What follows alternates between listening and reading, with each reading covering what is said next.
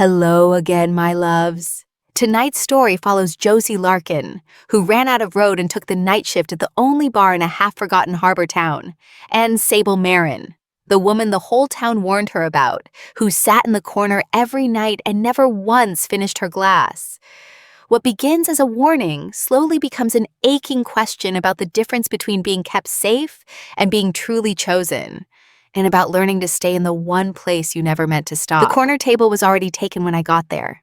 It had, I would find out, been taken every single night for 9 years, by the same woman in the same chair, angled the same way, toward the black water past the window, as if she were waiting for it to give something back. I want to be precise about the warnings because a great many people gave them to me in my first week, and I collected them the way other people collect shells.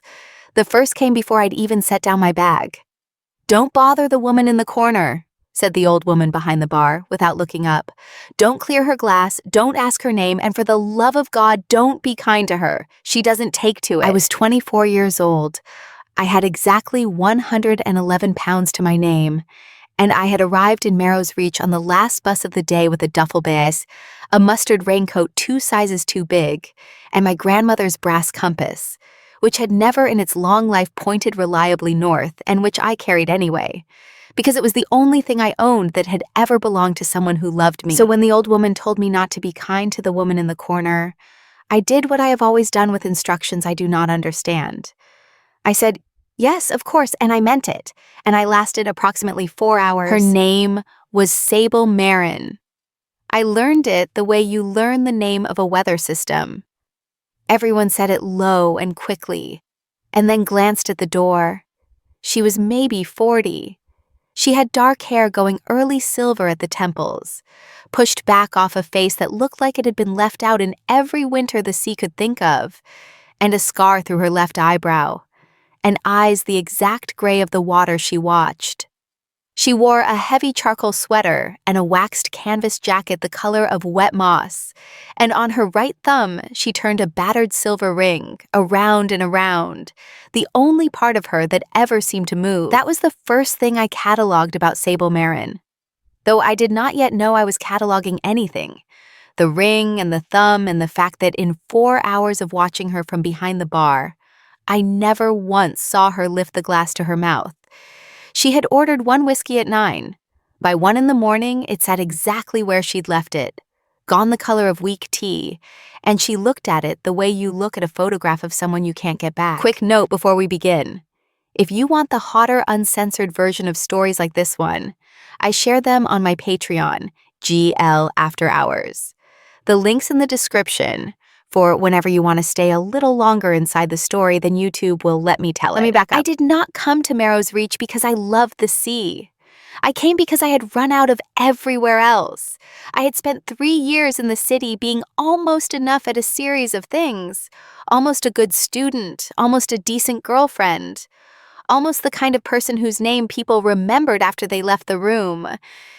And then the girlfriend had married someone with a stable job and a 5-year plan, and the course had quietly let me go, and the flat had turned out to belong to the girlfriend, which was the sort of detail I was famous for not noticing until it was standing in a doorway asking for its key back. I am telling you this so you understand I did not arrive with dignity. I arrived with a duffel bag and a compass that pointed hopefully southwest, and I got off the bus in a town that smelled of salt and diesel and wood smoke, and I thought, with the great optimism of the recently homeless, well, at least no one here knows me. This turned out to be the truest thing I would think for some time. And also, in the way of true things, not remotely a comfort. The bus had put me down in a square that was really just a wide place in the road. A war memorial, a shut post office, and a chip shop with 3 of its letters dead, so it read, "He Fry," which I chose to take as a personal welcome. It was raining the fine kind of rain that isn't so much falling as loitering, and at the bottom of the hill, where the land gave up and the harbor began, there was 1 lit window, gold in all that gray, and over the door of it a wooden sign, salt-scoured, almost blank, that said, "The Fetch." I walked toward the only warm thing in sight. I've been doing that my whole life. It is the entire story of me, if you want it in 1 sentence. I found the name delightful, and said so out loud to the old woman. Because a fetch is two things. It's the long run of open water a wave crosses before it breaks. And it's the old word for a ghost, the double of a living person that shows up to warn you you're about to die. Which one is it named for? I asked cheerfully, because I have never in my life met a silence I did not immediately try to fill. The old woman looked at me for a long moment. Her name was Etta Coyle. She was 68. She had run the fetch since before I was born, and she had a face like a cliff that had decided, on balance, to be kind about it. Both, she said. Now, can you pull a pint without crying about it? I could. It turned out to be the only marketable skill I had. Etta needed a night girl because her last one had married a fisherman and moved up the coast, and the night shift in Merrow's Reach ran from 6 until whenever the last man decided to be sad somewhere warmer. She offered me the job, a room over the bar with a window that didn't quite close, and £40 a week plus tips, and she offered it the way you'd offer someone a coat in the rain, like it wasn't much, and like she'd be insulted if I made it into more than it was. There's one rule, she said, and I braced for something about the till. The corner table's spoken for, always. You leave it be. I looked at the corner table. It was empty then, in the gray afternoon light. A scarred wooden two-top angled at the window. One chair worn pale on the arms, and the other, oddly, not worn at all, as if no one ever sat in it. Spoken for by who? Etta wiped the same clean patch of bar she'd been wiping since I walked in. You'll know her when you see her, she said. And when you do, you'll want to help. Everyone does the first week. Don't. She finally looked up. It's the kindest thing you can do for her, leaving her be. Remember that when you forget it. I did not at the time understand that she was describing me to myself before I'd even had the chance to disappoint her. Sable Marren came in at 9. The way she came in at 9 every night. The whole room did a small thing when she entered. Not a hush exactly, more a recalibration. The way a flock of birds all shift 1 degree at once. Men who'd been loud got quiet. A game of dominoes paused and resumed. Nobody looked at her directly, and everybody knew precisely where she was, at all times, the way you always know where the fire is in a room that's slightly too cold. She went to the corner. She sat facing the water. And a young woman elbowing me in the ribs. That was Pia, Etta's granddaughter, 20, all freckles and opinions, who worked weekends and considered herself my supervisor by right of having been born there, leaned in and said, with the relish of a girl who has finally got a fresh audience, "That's her. That's Sable Marren. Don't stare. You're staring, Josie." "I'm not staring," I said, staring. "Everyone in this town has a story about her," Pia whispered. "My cousin says she put a man in the hospital with one hand. Old Ronan says her boat comes back some nights with no one steering it. My mom says 9 years ago something went into that water and Sable Marren went in after it. And only one of them came back, and it wasn't the one anybody was praying for." "That's not a story," I said. "That's 3 stories wearing one coat." Pia shrugged, delighted with all of them. "Just don't be nice to her. She hates it. Last girl who worked here left her a slice of cake on the house and Sable didn't come back for a month. And Nan lost a month of her only reliable customer. And Nan was..." Pia did an impression of her grandmother that was mostly eyebrows and terrible silence. "Displeased." "So, to review. Do not clear her glass. Do not ask her name. Do not be kind. Do not under any circumstances give the woman cake. I wrote none of this down because I have never needed to write down the rules I'm about to break. I remember those perfectly. It's the other kind I forget." I lasted, as I said, about 4 hours. Here's what happened, and I have never been able to make it sound like anything other than exactly what it was, which is a very small thing. Around 1 in the morning, the bar had emptied to the dregs. 2 old men and the dominoes and Sable Marren and her undrunk whiskey. And outside, the wind had come up hard off the water, the kind that finds the gap in a window and makes a sound like something wanting in. And I watched her sit there in her corner with her cold glass and her back to the whole warm room, watching the black water. And I did the thing I had been specifically, repeatedly, sensibly told not to do. I made a pot of tea and I poured a cup of it, and I put it down on her table, a careful arm's length from the whiskey she wasn't drinking. And I did not say a single word about it, and I walked away. I want to be clear that I was not being brave. I was being the thing I have always been, which is unable to watch someone be cold in a warm room and do nothing about it. It is not a virtue. It has cost me a flat, a girlfriend, and most of my dignity. But I did it, and then I stood behind the bar with my heart going like a rabbit, absolutely certain I was about to be fired over a cup of tea. She didn't touch it. She didn't look at it. For a long time, she didn't do anything at all. And then, without turning around, in a voice like gravel under a slow tide, Sable Marren said the first word she ever said to me. "Go home, Larkin." I hadn't told her my name. That was the thing that stopped me, standing there with a bar rag in my hand. Not the dismissal, but the fact that she knew what to call me, which meant that at some point in 4 hours of not looking at me, she had learned it. I live here now, I said. Upstairs. So I am technically home. The corner was quiet. And then, I swear to you, one of her shoulders dropped a fraction of an inch, the way a fist opens when it decides not to be a fist. She still didn't turn around. "Then go to bed," she said. I went to bed.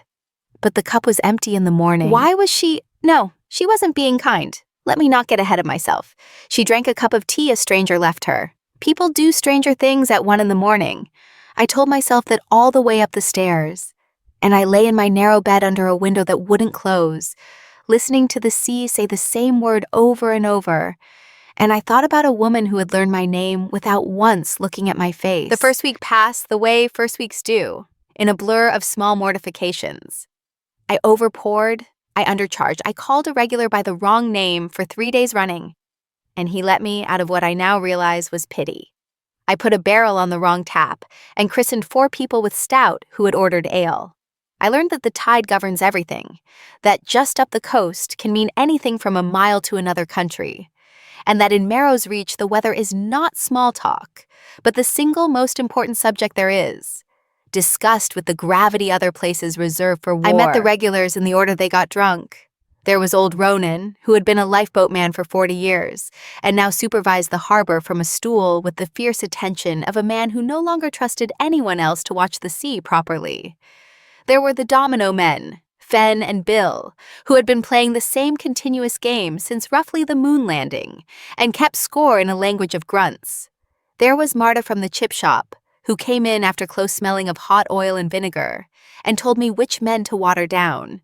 Within a week, they had all decided I was Etta's foundling, and they adopted me with the rough, undemanding kindness of people who have watched too many young ones leave to make a fuss over one arriving. Not one of them, I noticed, ever sat within 2 tables of the corner, and not one of them ever explained why, out loud, to a newcomer, but they'd tilt their heads at it when it emptied, the way you'd nod at a grave you were fond of. Pia gave me the official tour on my first Saturday, which took 9 minutes and covered the entire town twice. This was the church. This was the other church they didn't talk to. This was the slipway where the boats went out. This was the harbor wall you did not walk on in weather. This was the bench where her mother had been proposed to badly. This was the exact spot where, at 14, Pia had thrown up candy floss on a boy she loved and thereby ended the relationship. And this, she said, dropping her voice though we were alone on the harbor road, this was the cottage where Sable Marren lived, up above the boat sheds, one light on, always, in the window that faced the sea. "Does she ever have anyone up there?" I asked, and Pia looked at me like I'd asked whether the lighthouse entertained. "No one goes up there," she said. "No one's gone up there in 9 years. She fixes the boats. Half the fleet floats because of her. She's the best hand on this coast. Everyone knows it. And everyone's afraid of her. And both those things are why nobody ever pays her in anything but leaving money on the step and not looking her in the eye." Pia frowned at the light in the window. "It's sad, actually, when you stop finding it scary. It's just really sad." I looked at the one gold window over the dark boat sheds, and I thought, not for the first time, that a person can be turned into a monster by a town that simply cannot bear to sit with how much it pities them. It's easier to be afraid of someone than to be sad for them. Fear, you can leave alone. Sadness asks you to do something. If this story stayed with you, hit subscribe so the next one can find you. Stay close. Sable came in at 9. She ordered a whiskey. She did not drink it. And every night, at some point when the room had thinned, I made a pot of tea and I put a cup on her table an arm's length from the whiskey. And I said nothing. and I walked away. And every morning the cup was empty. We did not discuss it. It was not, I told myself, a thing. It was just a cup of tea. I have told bigger lies, but rarely to myself and never so many nights running. On the 5th night, she spoke to me again. I'd set the tea down and turned to go, and she said to the window, "You put honey in it." I stopped. "You looked like a honey person." "I am not," said Sable Marren, "a honey person." "No," I agreed. "You look like a woman who would fight the sea in single combat and give it a fair go. But the tea has honey in it because it's 1 in the morning and it's cold and you never eat. And honey is the closest thing to caring I'm allowed to get away with." I heard the words come out of my mouth and wanted to walk directly into the harbor. "I'll leave it plain tomorrow." There was a silence with a different texture than the others. "Don't," she said. And that was all. But I floated up the stairs on the word like it was a raft. "Let me tell you about the ring, because I told you I catalog things, and I do, and the ring was where it started. It was silver, old, worn thin, and it lived on her right thumb. And when Sable Marren was thinking about something she did not want to think about, her thumb turned it. Once, twice, around and around. I learned to read her by it the way a sailor reads a sky. The ring was still. She was fine. The ring was turning. Something under the surface had moved. I did not know yet whose ring it had been. I only knew it was too small for the finger it lived on, which meant it had been made for someone else, and worn by Sable in the only way a too small ring can be worn, which is on the one finger it will just barely reach, as close as she could keep it. I began, in the way you do, to learn her by increments. She took her whiskey neat and never drank it. She never once ordered food, but if Etta put a bowl of chowder down in front of her without a word, which Etta did, some nights wordlessly, in the only sacrament that town had, she'd eat it, slowly, still watching the water. She never took her jacket off, no matter how the fire built. She read the sea the way I read a room, constantly, unconsciously, so that twice I watched her glance at the black window.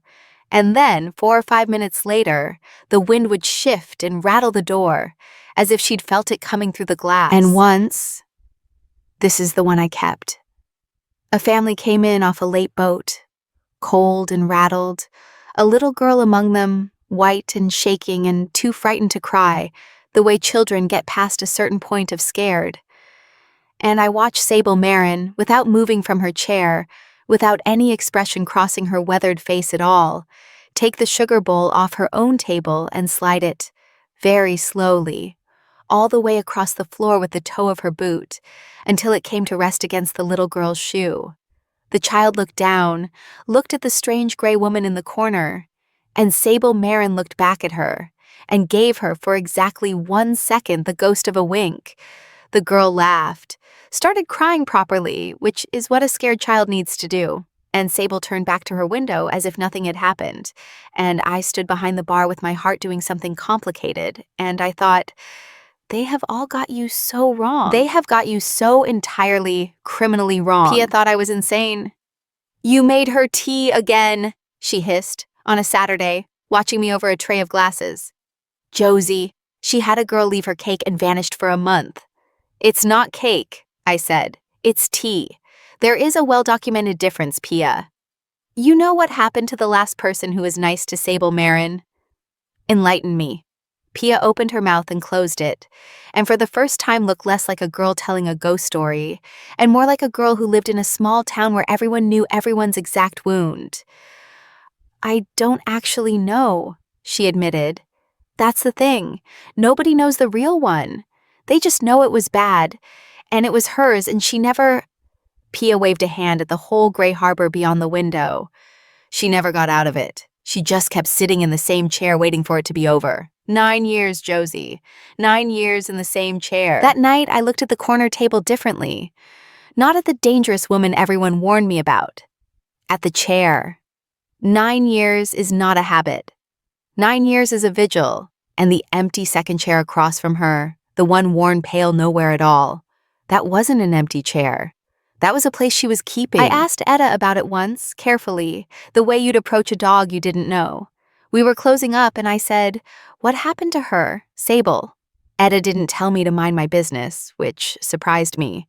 She stacked chairs for a while. Then she said, "The sea took someone off her 9 years back. That's all that's mine to say. The rest is hers, and she doesn't give it out. And the town made up the difference because the town cannot stand an unfilled silence any better than you can." She set the last chair down. "You want to help her. I can see it on you like a rash." "I made her tea." "I know what you made her." Etta looked at me, and it was not unkind. "Just be careful which of you you're trying to save, girl. She's not a project. She's a person who's been drowning slowly for 9 years and has got very used to the temperature of it. You go pulling someone out too fast. Sometimes all you do is teach them how much they'd stop feeling. And then they've got to feel it, all at once. And that's a cruel gift to hand a person who is managing." I did not fully understand that until much later. But I remembered every word because that is another thing I do. I keep what people tell me, even when I'm not ready to know it, and I turn it over later like a stone I picked up on a beach and can't explain why I still have. The nights got colder, and I kept making the tea, and a strange, quiet economy grew up between us, made entirely of things we did not say. She started coming in at 8:30 instead of 9. I started keeping the honey where I could reach it fast. She learned the sound of me. I could tell, because in a bar full of people she never turned for, her head would tilt a 1/2 inch toward the bar when I laughed, once, and then correct itself, like a compass needle that had swung and been sternly told to behave. We talked, on those thinning nights, in the strange sidelong way of two people who have both decided that whatever this is, it is definitely not the thing it obviously is. She would say something dry to the window. I would answer it too warmly. She would let a silence sit. I would fail to. It was the best conversation I had ever had, conducted almost entirely in a language of tea temperatures and the exact number of inches she'd let me stand from her chair, which shrank, week over week, so slowly that neither of us could have been accused of moving. "You talk to fill the quiet," she said one night. Not unkindly, an observation. Her thumb was still on the ring. "I do," I admitted. "I've been told it's my worst quality." "Well, second worst. First is the tea." "Why? Why do I talk?" I considered it honestly, which she had a way of making me do. Because quiet is where I find out what I'm afraid of. And I've spent my whole life outrunning that particular headline, so I fill it with honey and chatter and other people's problems. I set the pot down. "You're the opposite. You sit in the quiet like it's a room you rent. Doesn't it get loud in there?"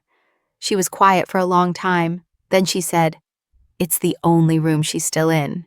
And she did not explain who, and I did not ask. And I understood that I had just been handed something, and I held very still so as not to drop it. Once a squall blew a slate off the roof of the chip shop, and Marta came in wet and swearing.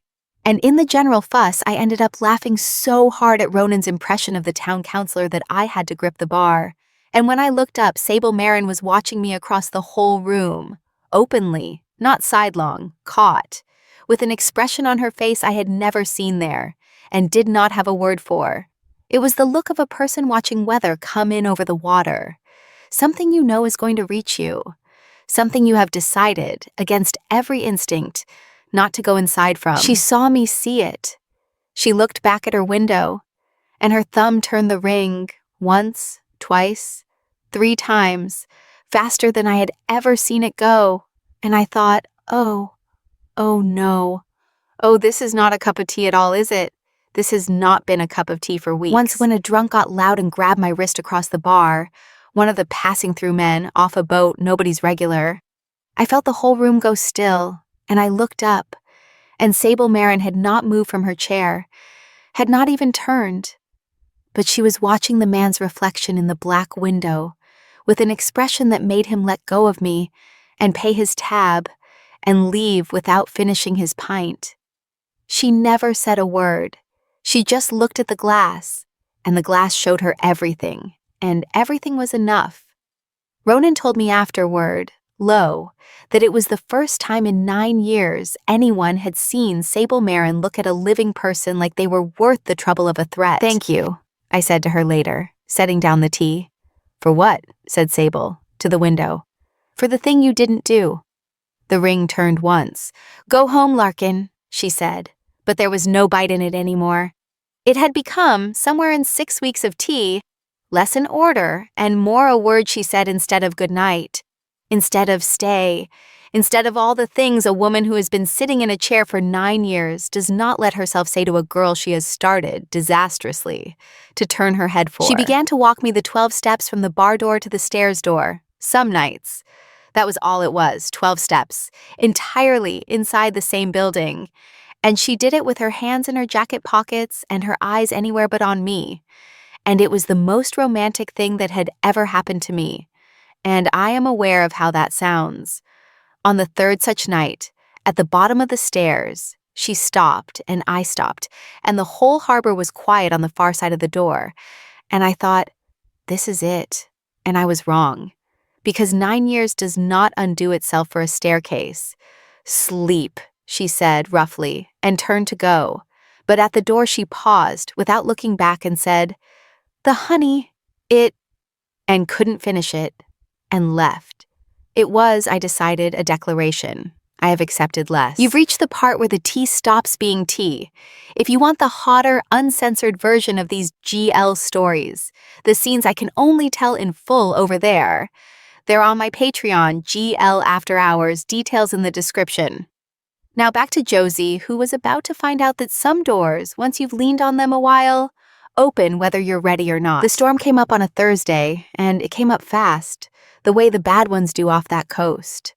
The glass dropping all afternoon, the gulls going inland, the old men in the bar getting quiet, and certain the way men get when the weather is about to do something they've watched it do before, to people they knew.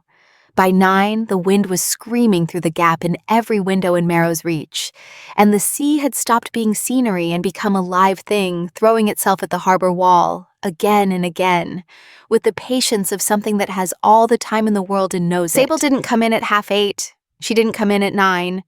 And I noticed, and hated that I noticed, and told myself it meant nothing. A woman staying home in a storm. Sensible?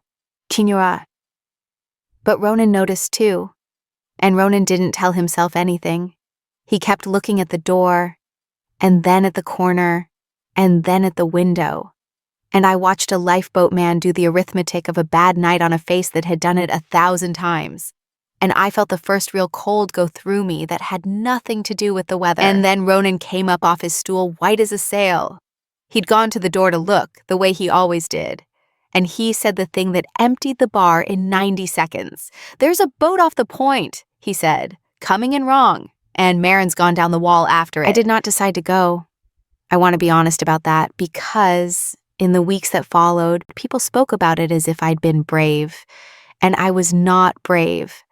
I was already out the door and into the mustard raincoat that was no match for anything, running down the harbor road into a wind that pushed back like a flat hand on my chest, before I had made any decision at all. My body had decided. My body had been quietly deciding about Sable Marren for 6 weeks, and simply chose that moment to inform the rest of me, the way it does. The harbor wall in a storm is not a place for a person who grew up inland with a broken compass. I know that now. I found it out the way I find most things out, which is by being wrong in an interesting and dangerous location. The waves were coming clean over the top, green and then white, and the stone was black and slick.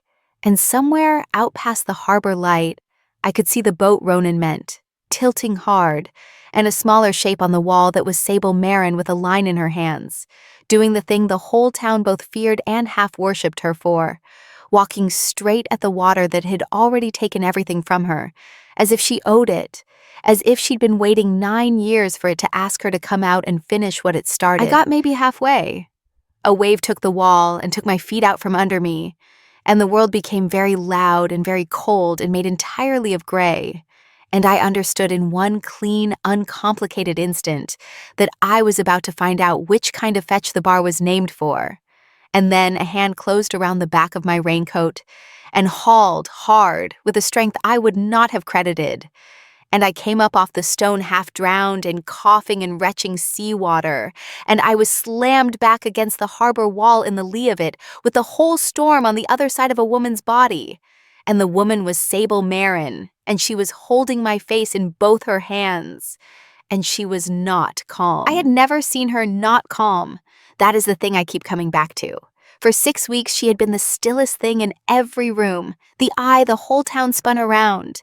And now her hands were shaking against my jaw, and her gray eyes were wild and enormous, and she was saying my name, not Larkin, my name, Josie, Josie, Josie.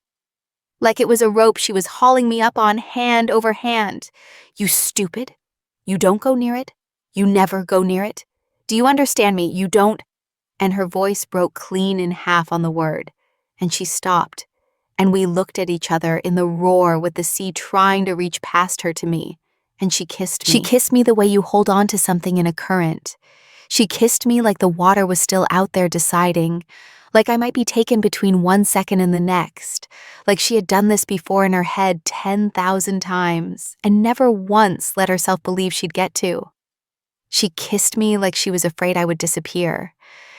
And I understood, with her salt on my mouth and her shaking hands in my wet hair, that the woman the whole town called dangerous was not dangerous at all.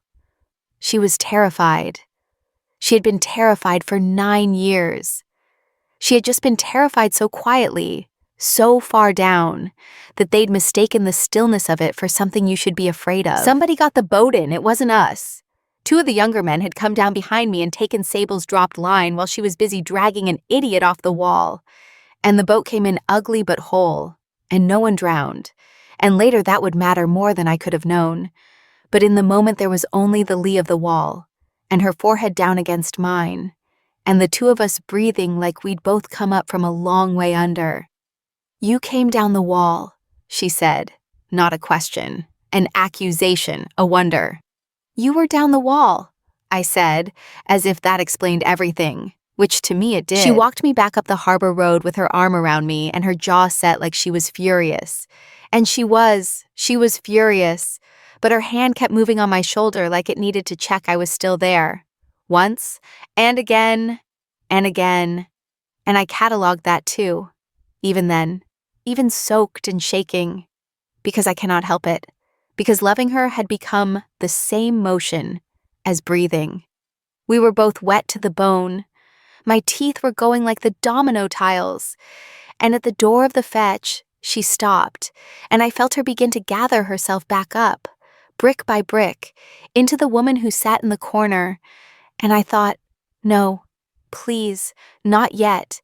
And I reached out and took the ring on her thumb between my finger and my thumb and held it still. Don't, I said. Don't put it back on. Whatever it is you do, to go back in there. Don't, not tonight. Her whole face did something I don't have a good word for. And instead of going back into the corner of herself, Sable Marren said, in a voice with all the gravel washed out of it, "Come up, you'll catch your death down here."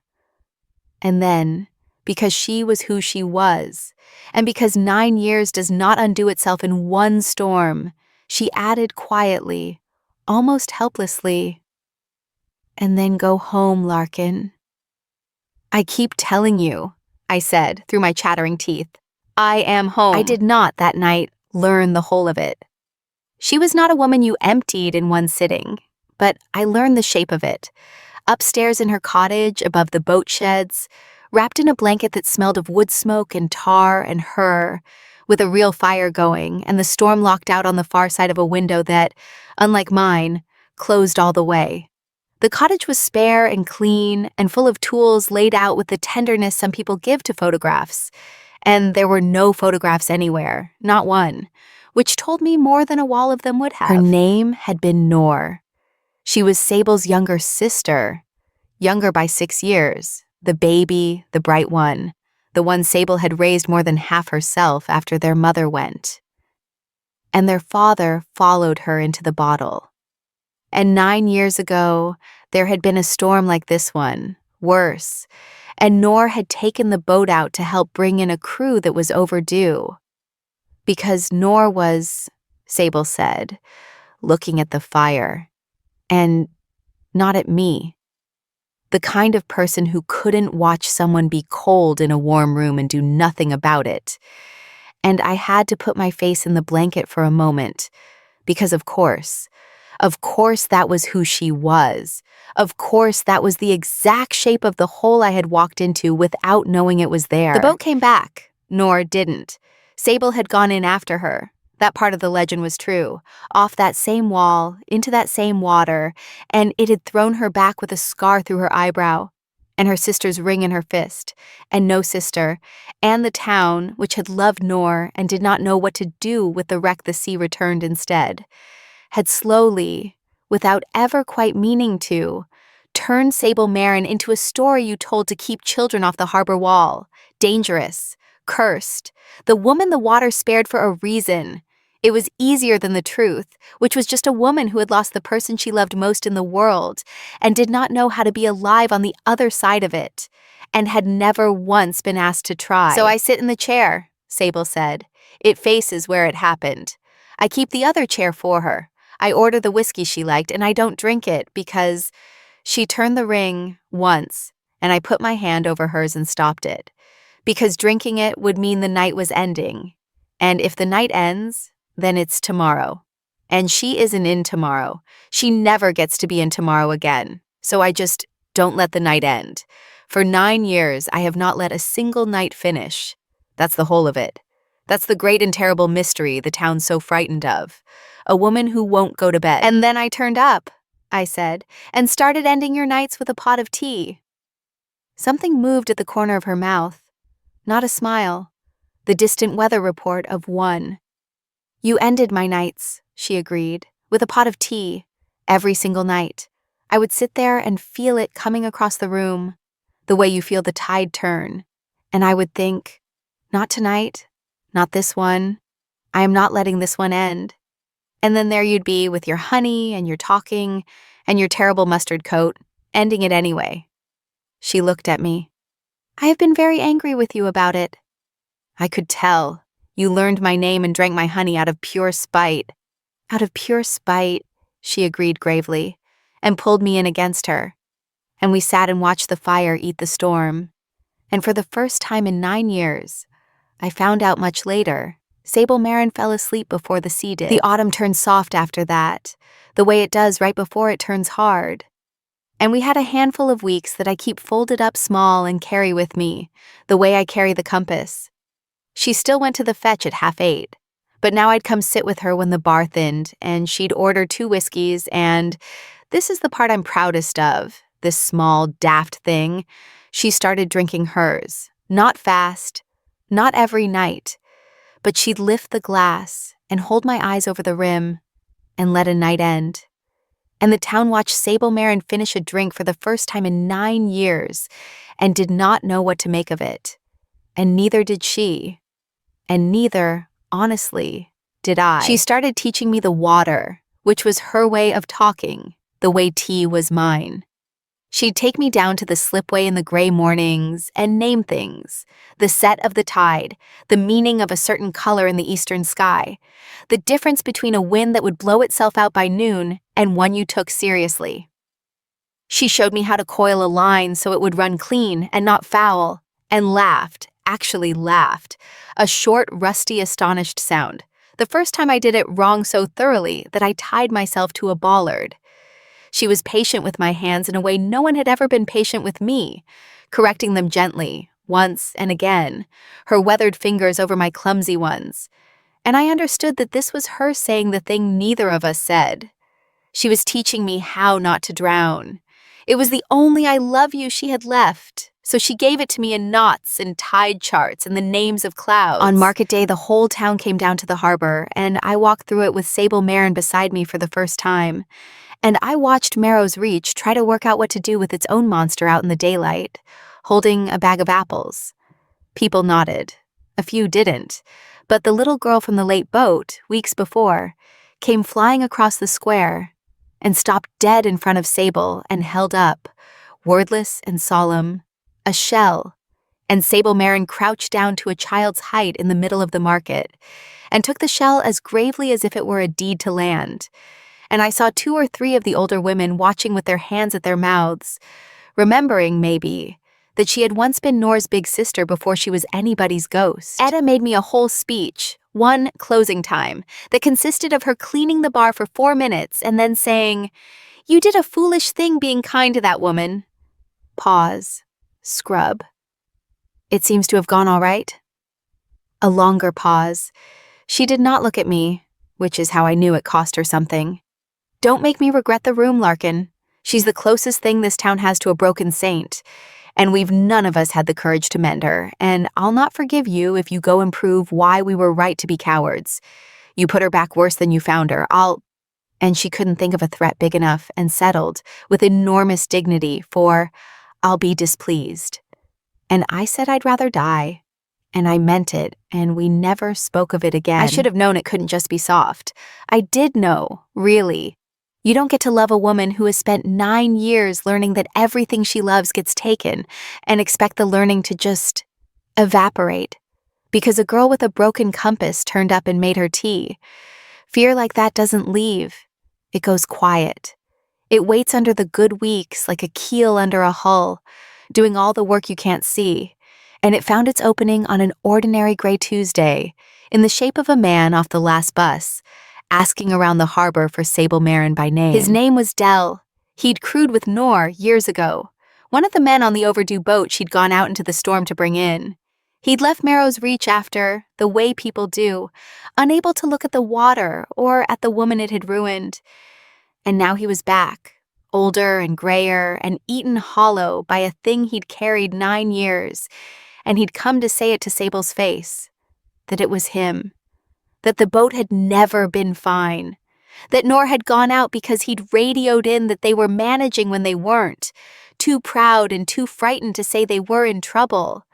And by the time the truth got out over the water, it was already Nor in it, and he had spent 9 years believing that if he had just said the one true thing, one time, into that radio, the right girl would still be alive and the wrong man would have had the decency to drown in her place. I was there when he said it. I wish I hadn't been, and I'm glad I was.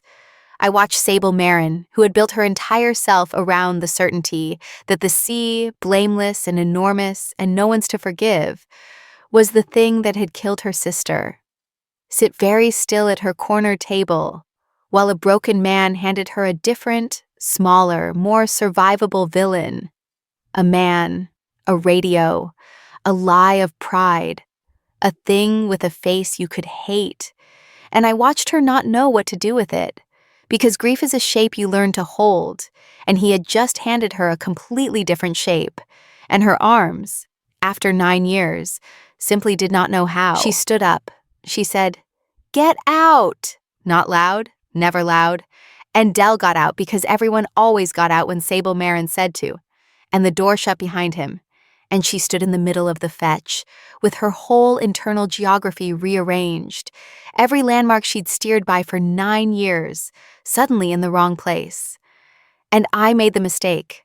I made the mistake I have made my entire life, the one Etta had warned me about in exactly these words, the one that had cost me flats and girlfriends and dignity. I tried to help too fast. I stepped toward her and I said, gently, so gently, "Sable, maybe you can put some of it down now. Maybe it doesn't have to be the whole sea forever." "Don't." Her voice came out flat and gray and final, the corner table voice, the one I hadn't heard in weeks. "Don't you dare tell me how to hold her. You've known her name for 6 weeks. I have carried her for 9 years and you want to, talk me out of it in an afternoon because it makes you uncomfortable to watch me hurt?" She turned the ring hard, and it wouldn't turn. It was stuck. Her hands were shaking. "This is what you do, isn't it? This is the whole engine of you. You find a cold person in a warm room, and you decide to fix them. And it makes you feel wonderful, warm, needed. And then, when you've done it, you get to leave. Everyone told you to leave me be. Everyone in this town. And you couldn't stand it, not because of me. Because being needed is the only warm thing you've ever managed to hold on to. And you were never going to pass up a woman this cold." It landed exactly where she aimed it because she was, underneath everything, a very precise woman. And because it was partly true, and the true part is always what does the damage. It doesn't matter that it wasn't the whole truth.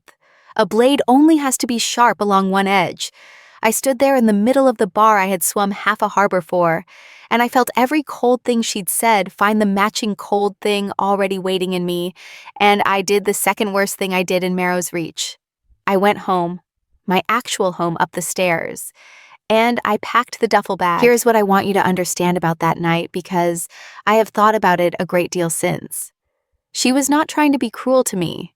She was doing the only thing 9 years had ever taught her worked. She was making me a thing that left before I could become a thing that was taken.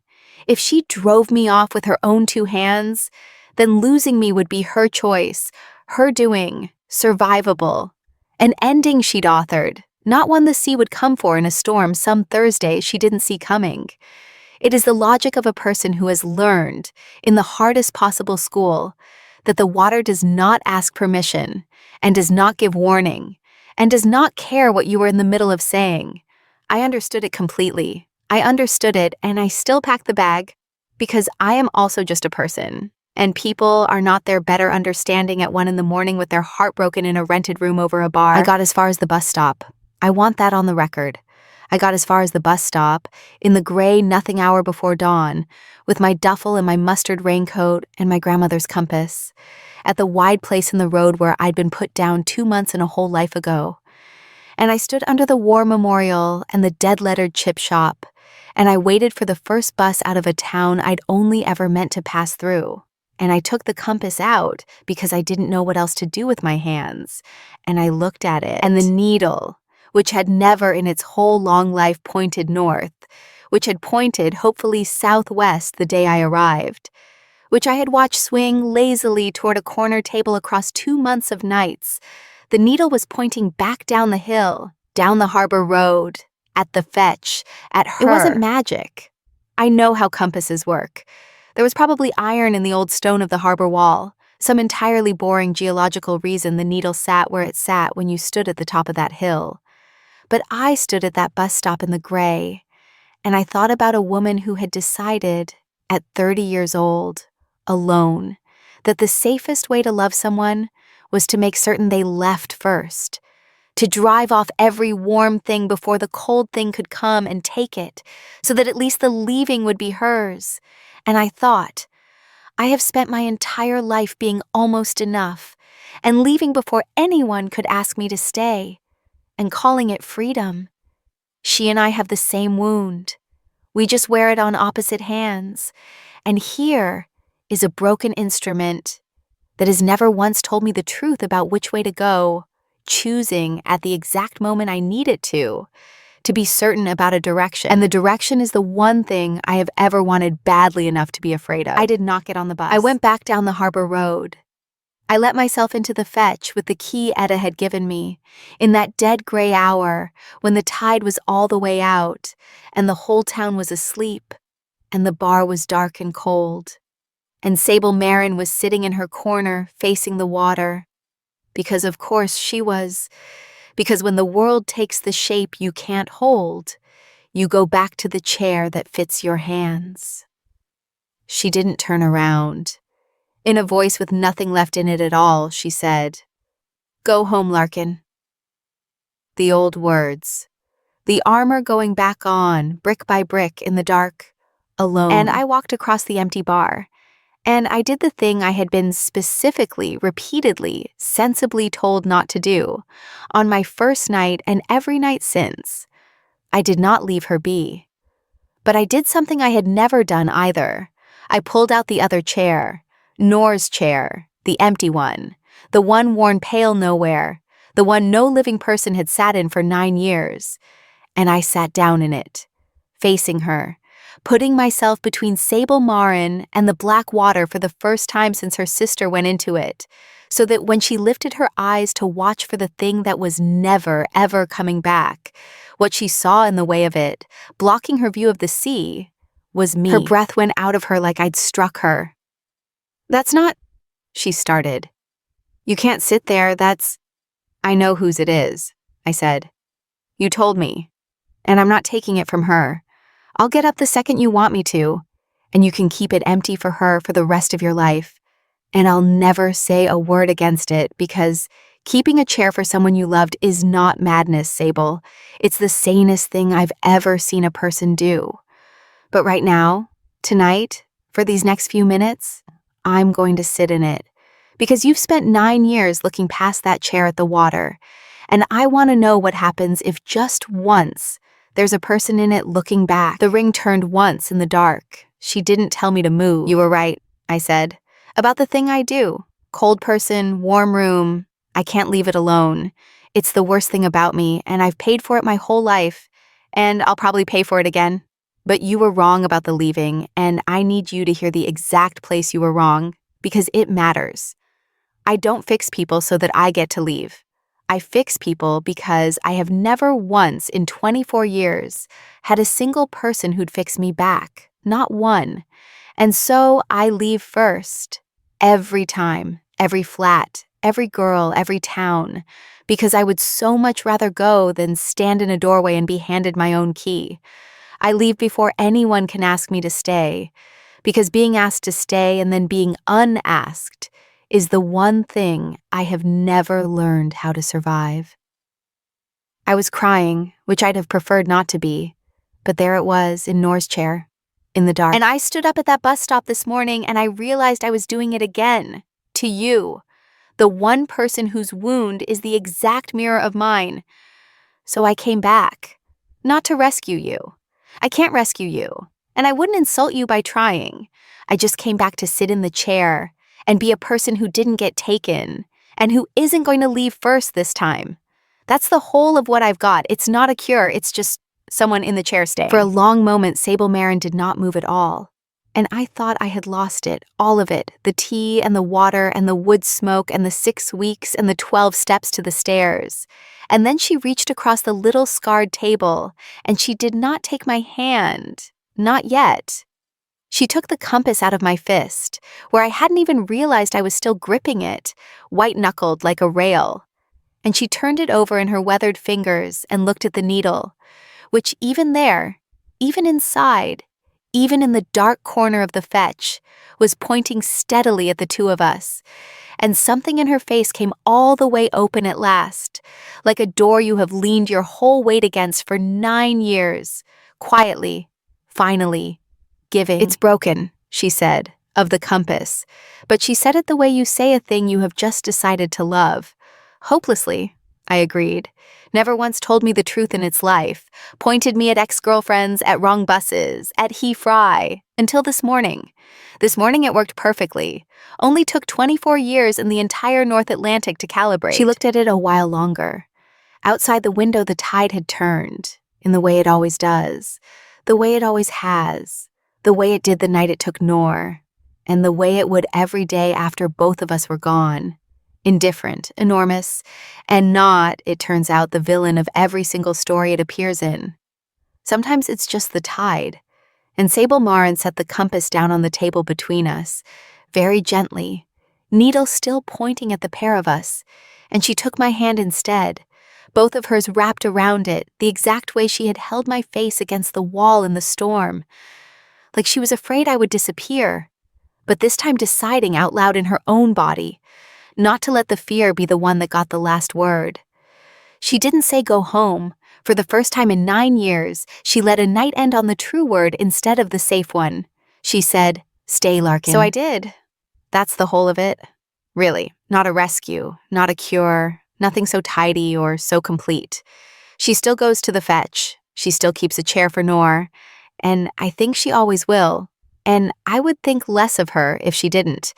And I've learned to love the empty chair too, as a place where someone bright once was.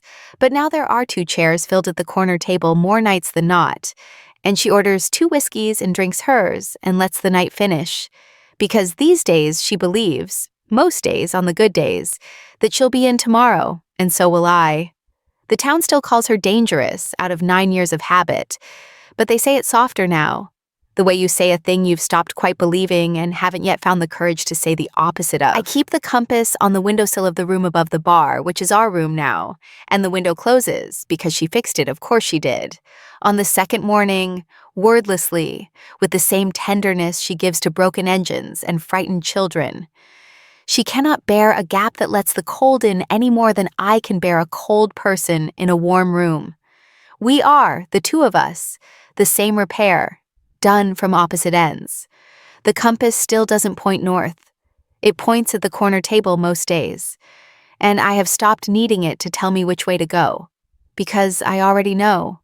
It's downstairs, facing the water, keeping a chair for the sister and a chair for me, and it will not anymore tell me to go home, because it finally learned, the way I finally learned, the way it took both of us a shipwreck each to learn, that some people don't want to be kept safe. They just want to be chosen, and to choose you back, and to stay on purpose in the one place they never meant to stop, not because the door is locked, but because, for once in their lives, they've stopped looking at any of the other doors. Stay, Larkin.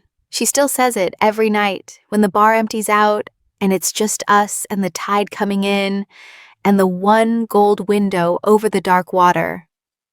Not an order anymore. Not a word she uses instead of the true one, to keep the night from ending. Just the true one, said on purpose, because she means it and because she gets to. And every night, in the chair I'm still not sure I'm allowed to sit in and sit in anyway, I stay.